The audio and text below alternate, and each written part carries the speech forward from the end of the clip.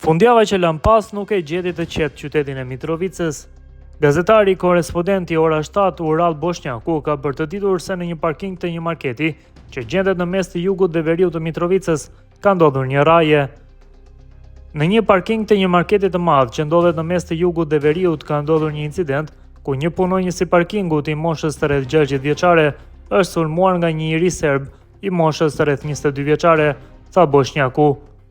Ai thot se i dyshuarit, me profesion taksist, ishte parkuar për të pritur dikë derisa shtoi se i njëjti kishte zënë vendin e rezervuar. Me këtë rast, mirëmbajtësi i parkingut i është ofruar dhe i ka kërkuar të largohet, por i menjëhershëm ka qenë reagimi i taksistit serb, i cili menjëherë ka del nga vetura dhe me fjalë fyese e ka ofenduar personin të cilin e ka sulmuar dhe pastaj i është afruar te fytyra, ku edhe e ka goditur duke i shkaktuar lëndime, tha gazetari.